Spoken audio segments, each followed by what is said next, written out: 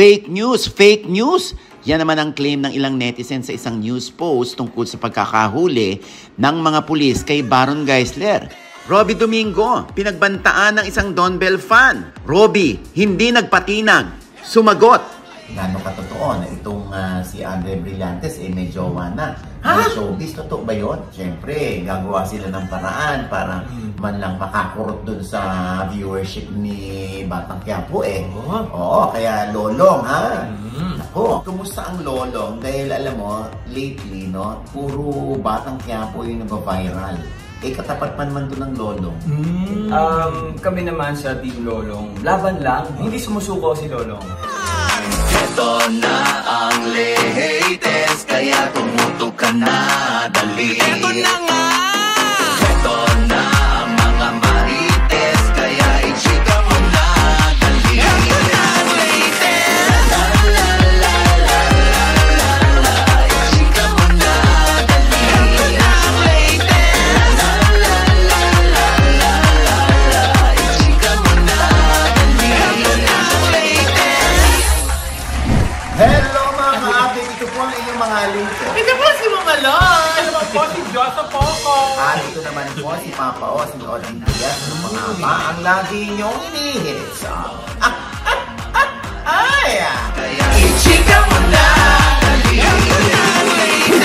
La la la la la la la la, ichichika na namin dali. Ay! Ako ha? Okay na, Josa. Sabi ni Coco, pasensya na raw dahil kinapos pa nila yung chapter 1. Nung kayo sa chapter 2 kasi nga chapter ka. Ha? Hindi naman, natuwa lang naman sa kulay ko.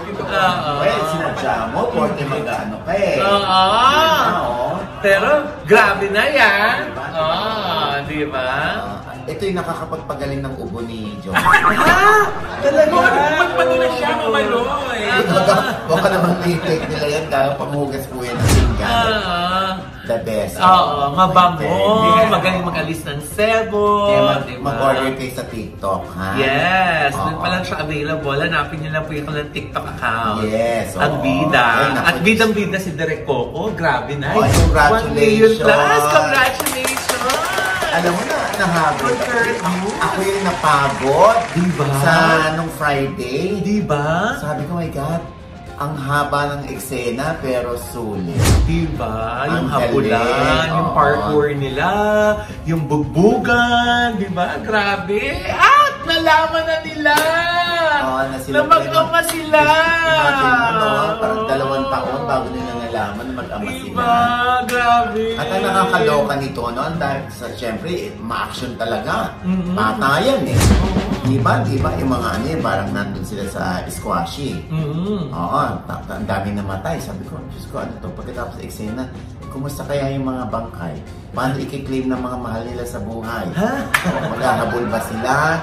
Saan ito ibuburol? Saan ito ililibing? Yun ang mga tanong ko. Yun ang mga pinoblema mo na. Dahil ang dami mga nangamatay. Nakakaloka, pero Diyos ko. Grabe. Sabi ko, di ba, pag sipo ko tayo, mga excel. Ang brainy ng batang yun. Diba? In fairness.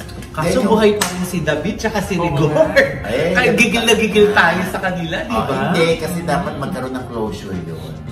Yung mag-ama na yan. Ngayon magkakampi na si Ramon Montenegro. Tsaka si Nadia. Ay, naku, Diyos. Hindi si Nadia na. Si Tanggol. Nadia Montenegro. Ay, ang tagal pumili.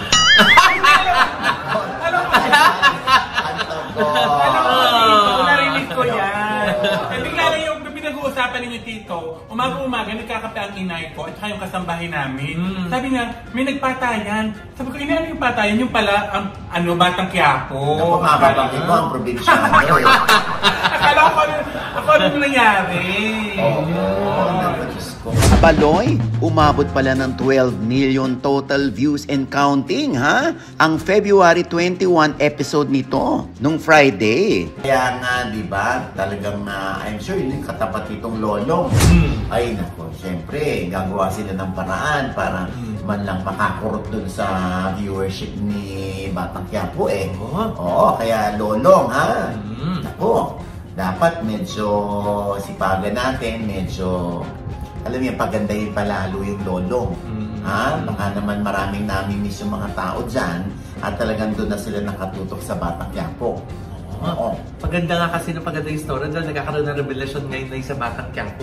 Oo. Yung mga matagal na natin gustong magkaalaman, nagkakaalaman na. Oo. Diba? Kaya Diyos ko, yun, nagkaalaman na rin na gano'ng katotoo na itong si Andre Brillantes may jowa na. Showbiz, totoo ba yun? Mukha na ba mag-jowa na? Parang nagde-date pa lang eh. Parang di pa natin sila nakikita na mag-holding hands or magka-akbay. Kasi yung mga videos na di ba, parang nagde-date sila. Sino ba ito? Yung basketball player ng San Beda, si Sam Fernandez. Namataan sila ng mga matanglawi, ng mga marites. Na nag-date. Parang Filipino-Jordanian. So may lahi. Wala pa, hindi pa sila, sa bagay, hintayin natin si Andre Brillantes. Kung ano masasabi niya rin, yung jowa niya na ba ito? Oo, pero nga ang gwapo, ang dami nagko-comment na ang gwapo ni Kuya. Pero Nay, kasi di ba pinost din ni Andre yung flowers na na-receive niya nung Valentine's Day na galing doon kay Sam. Kaya, doon sa TikTok niya. Kaya, sabi, naku, getting to know each other stage pa lang kaya sila. Kasi nga wala pa yung mga holding hands eh. Meron pa namang isang netizen na tuwa na maganda daw yung ginagawa ni Andrea. Hindi siya nagkukuda or nagsasalita about her love life. Yung bahala na yung mga tao. Basta nakikita na lang sa mga posts. Kumbaga, parang hindi naman sa sinisecret. Open naman sila, pero hindi lang nila chinichika galore. Parang gano'n. Parang what you see is what you get. Maganda yun, kasi parang, di ba, maturity. Di ba? Nagmamature si Andrea in terms of sa relationships niya. Di ba? Tama nga muli ang kasabihan na maturity begins at home. Maturity. Gaga. Maturity wins yun. Majority yun na! Maturity? Yung maturity begins at home. Kayo naman? Pero hindi naman maturity yun, Gaga. Charity begins at home. Parang mali yata hinaba. Pasensya na kayo. Kakagaya mo ng buhok ni Daniel Padilla sa Incognito. Hindi mo naman na-achieve. Pasensya na kayo. Pero happy tayo for Andrea na, di ba? Kung nag-blossom na ang kanilang relationship. Di ba? Kung friendship na uwi ba in a relationship? Di ba? Hindi naman natin alam, di ba? Kung wala naman silang ibang diniti. Yun yung tinatawag na exclusively dating. Yes, Kasi kung flex na ni Andrea yung gift ni Sam, so ibig sabihin, special para sa kanya yung mga natatanggap niya from Sam, di ba? At saka yung yung aura ni Andrea, parang mature na mature. Mature. Nag-blossom na siya into a beautiful woman, di ba? Kasi nakita natin siya na child star, naging teenager, ngayon, woman na woman siya. Correct. Tsaka sunod-sunod yung blessing nga, Correct. nanalo best, beautiful, most beautiful. Tapos nasa Batang Quiapo pa. Number 1 siya sa most beautiful faces. Yes, in the world, ha? Love lang, Andrea. Kaso na, may mga nalulungkot din. Bakit? Yung mga fans nila ni Kyle. Yung mga Kyle Drea. Hindi magkaibigan lang kasi talaga itong dalawang ito. Although. Ito yung pronunciation. Dahil ikaw ang kasama niya. Ito na nga. Hindi, ang alam ko lang mas parang talagang love ni Kyle si Andrea. Si Andrea naman, ang turing kay Kyle, friends lang sila. Diyos ko, kung pwede lang sa bakla si Kyle. Ay! Ito inerbo ko itong Diyos ko, nakasipa nga yung yung video ko sa kanya noon sa Benguet.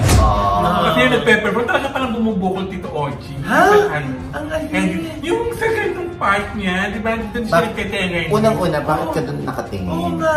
Tito Oji, natural bakla ako. Sa babae kong tumingin. Tama.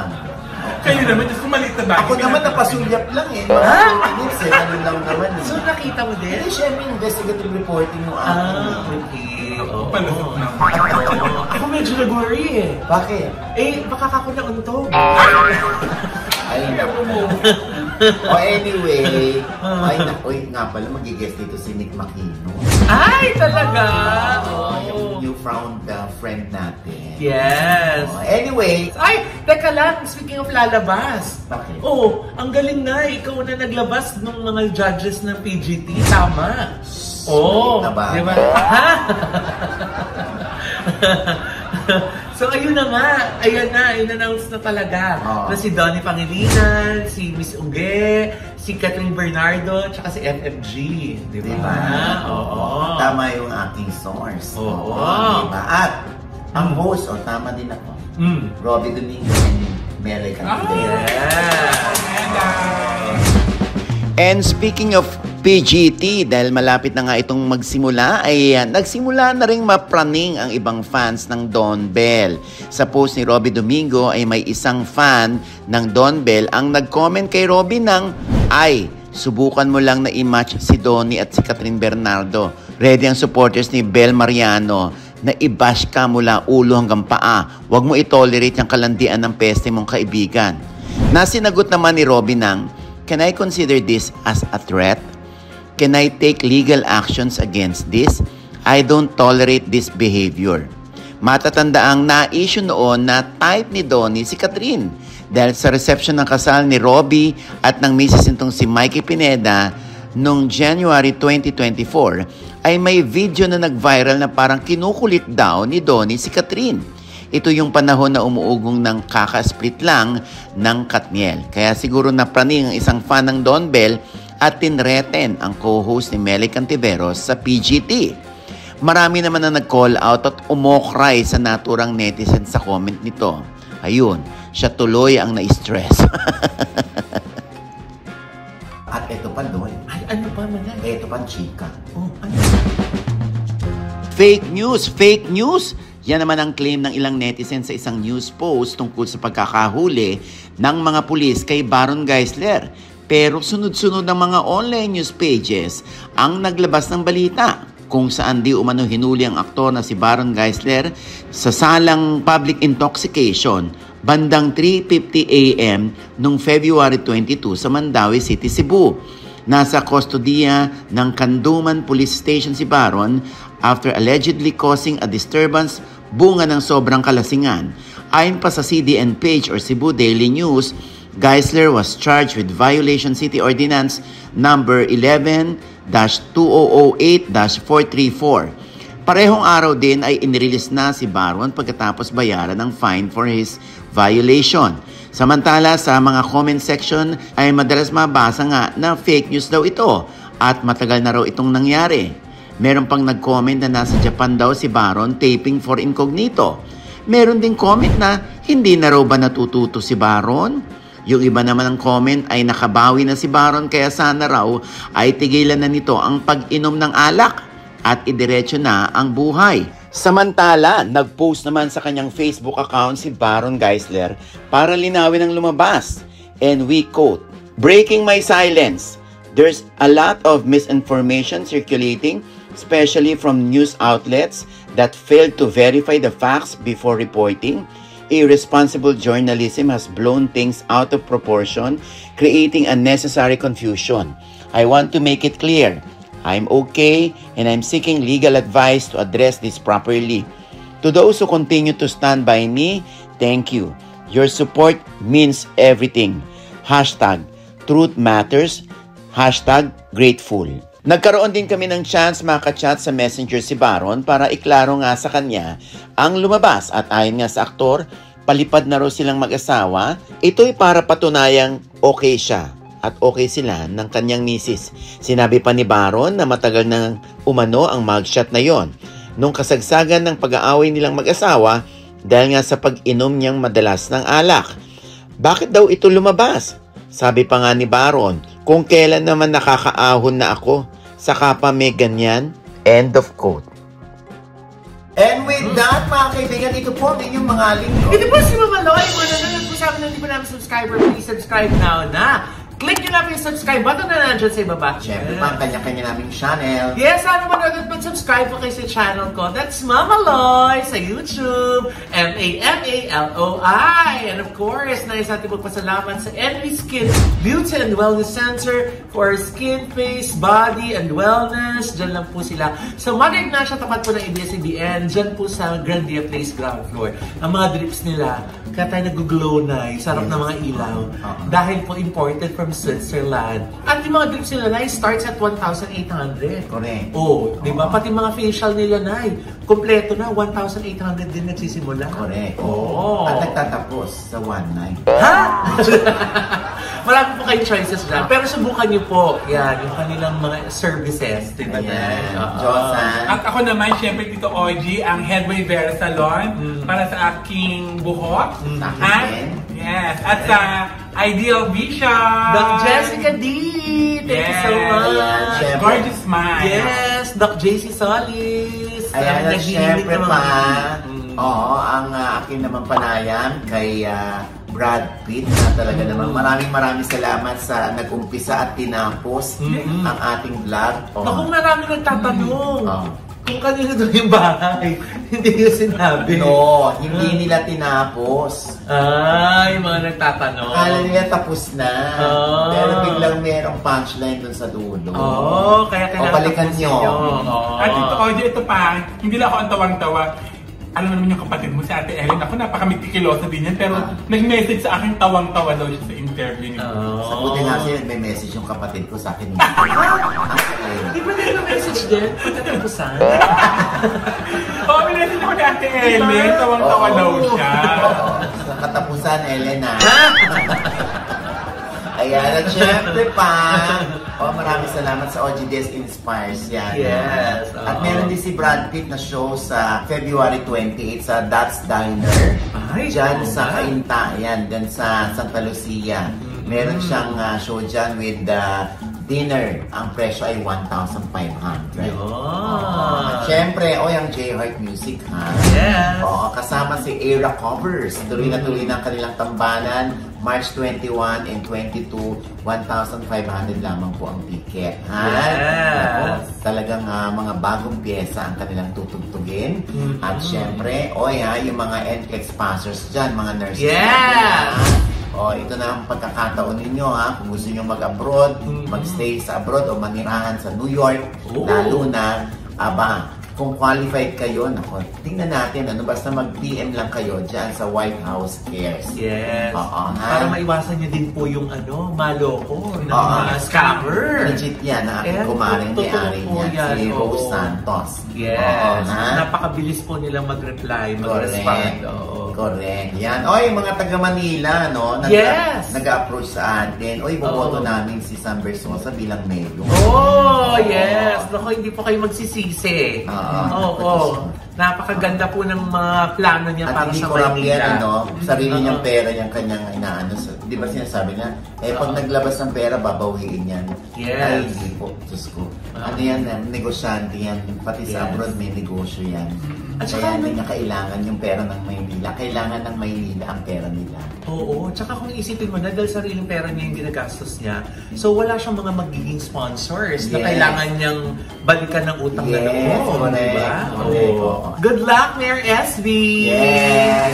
At ito po ulit ang inyong lingkod, Papa o si Connie Diaz. Na lagi nagsasabi at nagpapaalala sa inyo na sa tuwing gigising po tayo tuwing umaga. Huwag naman po tayong makakalimot, ha? Nagpasalamat sa Panginoon! Dahil tayo kanyang gigising, ibig sabihin, may mission pa rin po tayo sa buhay. Sabay sabi, every kissing is a blessing! At ano pa nga bang lagi ninyong inihilig sa... Ay! Ichika mo na! Ano yun? Ay, pabili. Pero ba kayong sardinas nito? Yes naman! Siyempre meron! Ganun ba? Yun lang gusto kong malaman, yun lang. Diyos ko, ano binibwisit mo ako? Kung ganyan-ganyan na kayo pupunta niyo dito, umalis na kayo! May sardinas na kasi kami sa bahay. Ay, Kilala mo ba yan? Diyos, kilala mo na! Hello. Si Martin! Martin! Martin. Del Rosario! Hi, Martin! Hi, Martin! Ayan. Oy, naku, Martin. Ano ba yung bigote mo? Oo, Ano yan? hindi ko na Planted lang ba yan? O totoo ba yan? Totoo, pinatubo ko talaga para sa lolong. Yung role ko kasi doon Oo. Para makadagdag sa sinister. Ayun. Yes. Kaya pala naka-lolong outfit si, Josa eh. Ha? Josa, naka-lolong ka. May batang tiyago ka pa naman. Paano yan? Dito nga ako, green na green, Anyway, ako syempre, si Martin Del Rosario, syempre, tinatanong nga, bakit nandiyan si Martin? Oo nga! Ano ginagawa niya dyan? Bakit ipopromote ba niya? Yes, ito, magpo-promote kasi ako ng play. Ang title ng play ko is Anino sa Likod ng Buwan. So mga hindi nakakaalam, first time ko po mag-stage play ngayon. So, kinakabahan ako, tsaka excited. Pero magandang material kasi ito. Ito yung sinulat ni Direk Jun Lana sa direksyon ni Sir Tapsir Tapet. Of course, mga veteranong theater actors na rin mga kasama ko dito. Sina Elora Espanyo at si Ros Pesican. So, ikaw dito ang bida?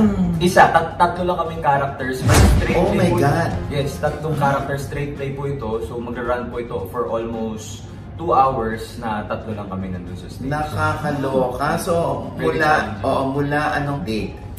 Mula March 1 hanggang March 23 sa Peta Theater Center. Kailangan yung panahon. So, ilang gabi ito? Bali, Weekends? every Friday, Saturdays, and Sundays. So may mga Saturday at saka Sunday na twice a day kami. Isang 3 p.m. show at isang 8 p.m. show. May mga alternates ba kayo dyan? O kayo lang talaga? Wala. Talaga? Meron kaming understudies. Understudies kasi yun yung pag kunwari nagkasakit or may nangyaring sila yung papalit. So yung lahat ng schedule na yun, kayo yung kailangan gaganap? Yes, except for March 15 pala. Yung March 15, 3 p.m. na show, binigay for the understudies. Okay. So, dito ba, Anino sa Likod ng Buwan? Ano ba to? Pambata? Hindi po, political drama kasi ito. Tungkol siya sa period to nung nangyari ng early 90s. May regla. Hindi na! Ibang period. Period movie. Nakaset ba in the early 90s kung saan may war between the military and yung mga communists. Okay. So ako dito, yung role ko dito, ako dito si Joel, isang sundalo na kinaibigan ng isang mag-asawa. Mag-asawa sila, si Ross and si Elora. And hindi nila alam kung ako ba dito isang kaaway o kaibigan. So lahat kami dito, kaming tatlong characters dito, may mga sikreto kami sa isa't isa. Na ang kailangan abangan ng mga manonood dito kung paano maiiba yung relationship nila sa isa't isa pagkatapos ng isang lunar eclipse. Kaya Anino sa Likod ng Buwan. So may mga love scenes ka dito, ano? Yes, meron. Mga ilan? Ay! Marami-rami. May ticket pa. Pwede sila bumili ng ticket sa ticket2me.net. Ticket Yan. Yes. At saka sa Peta. Yes, sa Peta. So dito, sinabi mo marami kayong love scenes. Gaano ka daring ba? Anong outfit nyo rito? Wala? Hindi, may undressing na mga magaganap. May mga pag-uubad, may mga love scenes, may mga halikan. Pero it's beyond that yung story. Kailangan kasi yung sex dito Parang, kumbaga yung sex dito parang weapon namin sa isa't isa. Sex as weapon siya.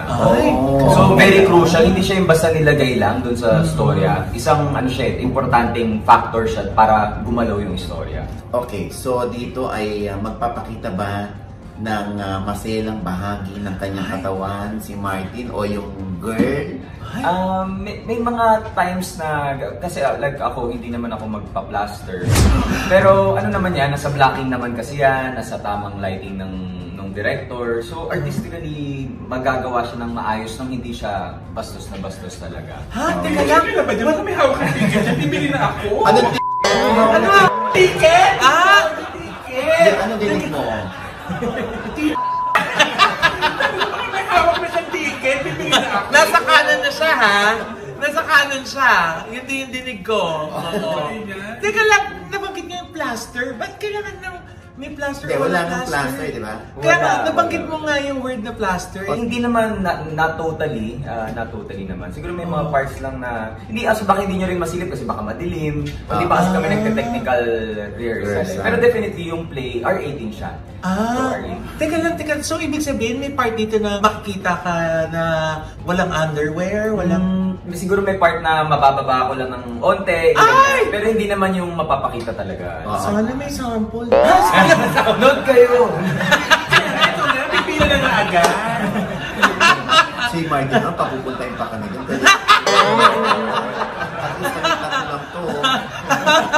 Dito mapapaalala yung buong March ha kasi hindi para panuorin ko dito. Ganyan ka Elia. So, ito naman ay magandang panoorin hindi dahil sa mga love scenes or sex scenes. Yes, no? yes. Dahil ang kwento nito ay kakaiba dahil dati bang pelikula? Dating actually, nanalo si Direk June Lana ng award dito. Nung 19 years old pa lang siya, if I'm not mistaken. Play talaga to noon. Award-winning play siya, na naging award-winning film, na si Direk June din ang nag-direct. Tapos ngayon, ibabalik siya sa stage. Wow! Taray, no? Sino yung bida nung dati? Na-curious ako sa pelikula. Si LJ Reyes, si Luis Alandi, tsaka si Anthony Falcon. Yun yung film. Okay. Pero syempre, if it's from Junlana, it must be good. Yes. It's great, di ba? Alam mo dito sa play, parang mortal silang mag-bakit. No? Oo. Tsaka nakatakot makalimot ng linya. Saka mahaba talaga yung mga lines. 2 hours dire-diretso. Mahaba yung lines. Mahaba yung lines, almost 2 hours. Tapos 3 characters kami. Di lagi kayo nagre-rehearse? Like, how many times a week kayo nagre-rehearse? Actually, galing akong rehearsal ngayon. Madalas kami magre-rehearse. Yung mga 3 times a week. Kasi busy rin ako sa taping ng Lolong. So, pinagsabay ko, saka gusto ko talaga matry yung play. Kahit meron akong ginagawang Lolong ngayon, pinagsabay ko talaga. Hapit na hapit ito, Oji. Bakit hapit na hapit? Ay, ano yung hapit? Yung talagang racket na racket, yung trabaho. Hindi naman. Sa akin kasi pag mahal mo yung ginagawa mo, hindi mo mapapansin yung pagod. Tama. Mahal ko yung pag-arte. So, masaya ako. Masaya ako more than pagod. And passion mo more than kung magkano ba kikitain ko dyan. Yes. Diba? Di ba ang pagka-teatro is food for the soul? Yes. Diba? At saka passion talaga yan eh. Kung yung craft mo talaga gusto mong linangin, palawigin. Ayan. Bonggang stage play. Anyway, so ito na nga nabanggit mo yung Lolong, no? Si Martin ay gumaganap doon bilang kontrabida. Alam mo, buwisit ako sa'yo. Nakuha mo yung buwisit. Nasungkit ba? Nairita ako sa'yo. Napapangan mo po yung mga susunod na week. Ano pa ako, mga kabaliwan at mga gagawin Oo, doon. talaga ano siya eh. Di ba? Pag nakuha mo yung buwisit ko, ibig sabihin, effective ka. Wow! Bilang character o bilang kontrabida. Ito Oji pa. Gusto na pakasela niya sa mga acting. Di Eh ba? doon kaya sa theater play, kukuha niya yung area mo? Yung tiyata na mo yung 55 years old. Tingnan natin na ako makuha mo yung area ko. Ako kahit hindi na, dito palang elang-ela na ako. Basta naging na. Okay, so, kumusta ang Lolong? Dahil alam mo, lately, no, puro Batang Quiapo yung nag-viral. Katapat pa naman to ng Lolong. Kami naman sa Team Lolong, laban lang. Parang kumbaga tumatanggap kami ng mga constructive criticism from sa aming mga viewers, sa aming mga kapwa-artista. And I guess ang News and Public Affairs naman is open to suggestion para sa ikagaganda ng show. Kaya abangan nyo sa mga susunod na week na darating, maraming pasabog ang Lolong. Ayun. Hindi sumusuko si Lolong. Parang gusto nyo bang kunin yung viewers ng Batang Quiapo dyan sa plugging mo na yan? Abangan nila yung susunod. Siyempre gusto namin ma-appreciate na mas maraming viewers pa ang Lolong. Maganda naman ang story ito at abangan nila dahil mas marami pang magandang mangyayari sa future. Naku, yung mga tanong mo sa Lolong na yan, masasagot na ni Martin. Nanonood Hindi, kasi parang kaya dito, Nanonood siya, tapos minsan hindi niya maintindihan kung bakit. Wala naman siya matanungan. Ayan na ngayon. Hindi, na ako, nung tanong, ano may atubaw, ganyan. Kay Ruru. Oo, in fairness, nag-ano na sila doon. Nag-backstory sila. Nung sinabi ko, hindi ko alam yung atubaw kasi kung hindi ka naman nanood ng Lolong 1, hindi mo maintindihan ng Lolong 2. Tama diba? naman. Ayun, binigyan nila ng mukha yung atubaw. Yung sila yung mga nasusugatan. Yung mga Magaling. Ay, ang galing. Nagsasara yung sukat. Si Ruru, yan, atubaw siya. Si Lolong. Si Lolong, oo. Ngayon, ang tanong nila, kumusta na ang love life ni Martin? Matagal na akong single. Pero, Bakit hindi may mga- kailangan kasi, Diyosa! Hindi mo napansin ay nung gumanon si Diyosa, kumami siya. Pero di ba? Nararamdaman ko yung feeling dito. Sabi Ganyan, darating. pero masaya naman ako. Manimulat. Masaya, contented ako sa yung pagiging single. Kasi for some reason, mas naayos ko yung sarili ko, mas nagkaka-direction yung buhay ko, mas nakafocus ako sa sarili ko. Wala muna ang love life. Oo, mas parang nakakaipon ako ng mga goals ko. Ito, nakakapag-try ako ng mga bagong bagay. Siguro kung may in relationship ako ngayon, baka wala na ako oras dun sa relationship ko dahil pinagsasabay ko nga play, tapos may dating pa. Tapos, ito na nasabi ni Martin, hindi raw siya nakakaipon. So, ibig sabihin, pag may love life ka, hindi ka nakakaipon. Siyempre may date, ganyan. Ito kasi isip pag single ka, sarili mo lang talaga. Yung mga goals mo, yung mga dreams mo para sa sarili mo, sa pamilya mo. Pag taken ka, siyempre, pag nagmamahala kayo, dalawa kayo niyan eh. Yes. Alam mo kamag-anak siya ni Nino? Ni Ces Quesada. Sister ni Mama, si Tita Ces. Talaga? Si Connie Season ay tita rin niya. Sister naman ng dad ko si Connie Season. Hello. Ano pa lang artista blood, dito Oji. Diba? So kayo ba close ng mga tita mo? Oo, close kami. Both father side and mother side. So madalas nagkakaroon ng mga family gathering. So dahil dito sa sa play mo, medyo may mga sensitive kang gagawin. Manonood ba mama at daddy mo? Manonood sila. Medyo nailang ako na parang sa totoo lang na awkward ako. Pero sabi naman nila, pag nasa stage ka, hindi naman daw makikita na yung mga manonood. Hindi. Saka ako naman, bahala na. Talagang gagawin ko lang yung best ko. Ilaw talaga lang halos yung makikita mo. Naku, ito na tayo sa mahiwagang bulong. Since andito si Martin at marami namang nag-iilusyon. Ito na. Ang itatanong ko sa'yo, yung ibubulong ko. Okay? Tapos ibubulong mo rin sa akin kung ano yung sagot. So, ang multiple choice mo lang ay 5, 6, 7, 8. Okay. Saya, 5, 6, 7, 8. Isang paligid yung Diyos. Martin, eto na aking katanungan.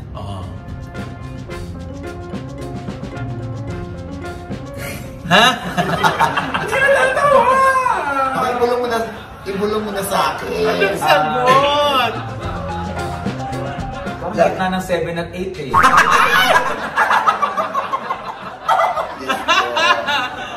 Ganun na lang, Diyos. Baka hindi pa narinig yan. Basta ako dito Oji, magpapareserve na ako ng ticket. Nagpito na lang ako cooler. Ayan. Oy, Martin, once again, with feelings, ang iyong imbitasyon sa kanila. Yeah. Iniimbitahan ko po kayo panoorin ang Anino sa Likod ng Buwan.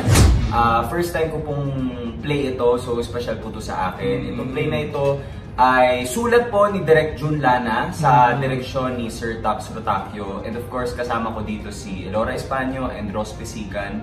Mga magagaling na actors na makakasama ko dito. So, abangan niyo po ito mula March 1 hanggang 23 sa PETA Theater Center. And of course, yung mga understudies namin, banggitin ko na rin si Edward Benosa as Joel, Denise Esteban as Emma, and Paj Pahara as Nard. Ayan, syempre, Martin, ano pa nga ba ang lagi mong inihirit sa amin?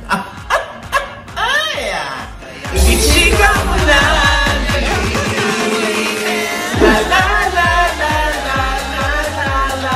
Ichika mo na, dali. Isa pa, Martin! La la la la la la la la. Ichika mo na, dali. Kaya mo to, bigote mo, Martin. Tinutili rin to eh. Ang bilis tumubo, ilang oras pa lang. Tinutubuan na ng bigote yan.